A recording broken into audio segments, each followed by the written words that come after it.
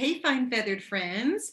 My name is Paige Byrne, and I'm the illustrator of the book that Shelton H. Shelton wrote titled Songbirds. So if you're a Songbirds fan and you've got the book and you're excited about what you're reading and what you're seeing, I'm excited that you're here. So today we're going to check out the Mandarin duck. And when I was looking at this Mandarin duck, I thought, whoa, Nelly, this guy has got a lot of different sections of color, and all these little sections of color we can break down into shapes. So when we observe closely, we do have our shapes that we need to remember, like the circle for the head here, and then the little triangle for the beak. We can use a nice big oval for the body, and we'll finish off with a triangular tail. So if we break it down into those little parts, and I'll probably have to flip back and look at this a few times, but if we break it down into those little parts, I think we can do this bird that has a lot to say with its colors. All right, so here we go. I'm going to get my camera ready, and you guys get your drawing tools too. I suggest you use a pencil. If you want to be bold and go with Sharpie marker, go for it. I'm using Sharpie marker first just so you can see my marks on the paper. All right, so let me get my camera ready. Okay, here we go. Okay, so I was actually looking through the message that Shelton has here. It says, so why does it matter if you think or feel? Is that green or blue, or do you call it teal? And we'll just take a peek at why it does matter. And it matters because God formed you just perfectly from the start. So you take that with you, fine feathered friends, every single day. You are perfect. God formed you perfectly from the start. And we're so glad you're here with us today. All right, so here's our little mandarin floating in the pond here, and I was struck by it. I think it was last year it made the news because there was all of a sudden a mandarin, I almost said mandarin orange, a little mandarin floating in the pond at Central Park. So sweet. Okay, so let's get started. This is a choice, this part too. I am wanting to make sure that I stay in my camera zone because sometimes, you get carried away. So you don't have to do this square, but I'm going to do it to make sure that I don't go off the page. So I'm just following my little window here. And sometimes it can make a nice frame. It tends to be about 7 inches or 8 inches. And nowadays you can find little frames that it would look good in. Okay, so the mandarin.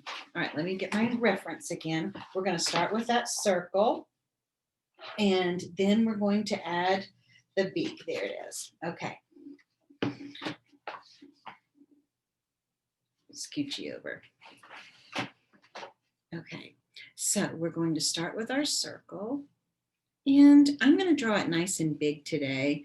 I know in the illustration, there's space around it, but just practice with me today drawing it a little bit larger than you see here. And then that way, when you want to put your mandarin, or if you're using large paper, you can definitely do the environment where she's hanging out. Okay. All right. So let me get that in there. So here's my circle. And if you're using a pencil, you can go all the way around, but I'm going to stop a half circle right here so I can go ahead and add the beak. And I'm imagining a triangle. So there would be the part of it. And then the 2 other lines just kind of up like that, maybe bend it down a little bit. There we go. All right, now his head is really tucked in, I would imagine, just to stay warm. So I'm going to do that too. I'm going to finish off the head a little bit. And then remember that purple area was kind of nice and plumped out. So I'm going to do a nice big oval right there. A nice big oval. There's our mandarin with the head kind of tucked in the body, just like that. And then I can do some tail feathers popping out. So I'm going to bring that in there. 1, 2. Okay, so just have those little tail feathers popping out. And now let's look at our reference again. So let me share the screen. Okay, so we're not doing too bad, artists. We have our head, our body, and our tail and our beak. And now we just want to divide the sections. So I see right here, I can make a kind of a, where all these little feathery, these little fire orange little feathers are, I can come down from the head, go in below the eye and in below the beak. And then I've got purple stripes, blue, all right, and then 1, 2, 3. Okay, here we go. All right, so I'm going to go down into the chest and down from the head, and then I can go ahead and pop my eye in there, right in there. And then we had our purple section, and then we had a little section of stripes. So I will put that, I'm doing it from a little bit of observation and a little bit of memory. And if it's not perfect, that's okay. We can just remember how we all know the beautiful snowflakes. However, each one is different. So we had my purple section, my stripes, and then my blue, right? My blue, and then something was happening here and something was happening here. So let's go back and look. Okay, we got our purple, our stripes section, my blue. Not too bad. Something's happening here. Oh, yeah, it's almost like a half circle. Okay, so let me try that. It's kind of like a half circle right there. Okay, just kind of stops. And then I see some other little colors peeping out. So 1, 2, all we did was put 2 lines there, not too bad. And then we have our feathers coming out. And I'll use that little space for these little black and white feathers I see tucking around. Okay, so artists, the Mandarin is divided now into all of these little sections where we can add color. All right, here we go. So my advice to you, and this was a fun little trick. Let me get my markers. Well, I actually like colored pencils. All right. But either one is beautiful, of course.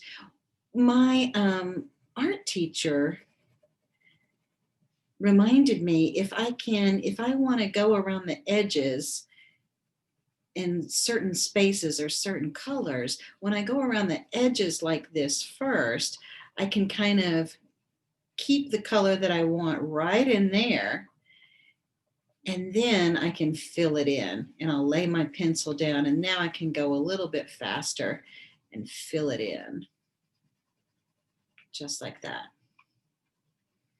And another little trick I would like you to know is about the darks and the lights. So what I'm going to do with my orange, where it had all those little spiky oranges, I'm going to go ahead and put some really heavy dark marks of orange in here. And then when I overlap it with my colored pencil, it will still have that orange look, but this little area will have a nice texture feeling that looks like the feathery part. We can see the feathers a little bit stronger in the Mandarin, and then just lightly color over that area, and that will look really nice. All right, well, I'm going to take a minute and put my video on pause, and then I'll come back and share the rest of the colors that I've been working on. Okay, artists, so in that little time that I was taking to add some color, I finished out the head colors, and just kind of blended with this little violet red right in here, and just see what would happen with blending the blue and the orange together with that one. And my purple and blue area, it's a little bit different from the original, but no worries with that, right? And then I just added a little bit of background. So sorry, just added a little bit of background, and you guys can make your own background if you would like to, and maybe even put a little bit of, I know these little Mandarin oranges, the little Mandarin ducks, they love to kind of, close to the edge where they can be in the little shady grass. So it might be nice to have just a little, give them a little cover so they can swim up there and feel protected under those beautiful grass blades or little plant life that grow along as they swim. Okay, artists. Oh, let me show you one more thing before we go. I want to make sure that you know, and let me open this up to it's a little bigger.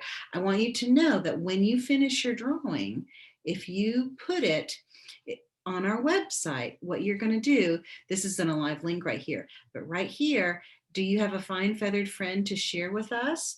That means, do you have a fine feathered friend work of art to share with us? You're going to click that, and then it will go to my email, and then you can, and then I will receive your art, and then I'll put it right on our website. So, fine feathered friends, you remember, God made you perfectly just as you are. All right, thank you. I look forward to seeing your feathered friends, your mandarins, not mandarin orange. All right, toodles toodles.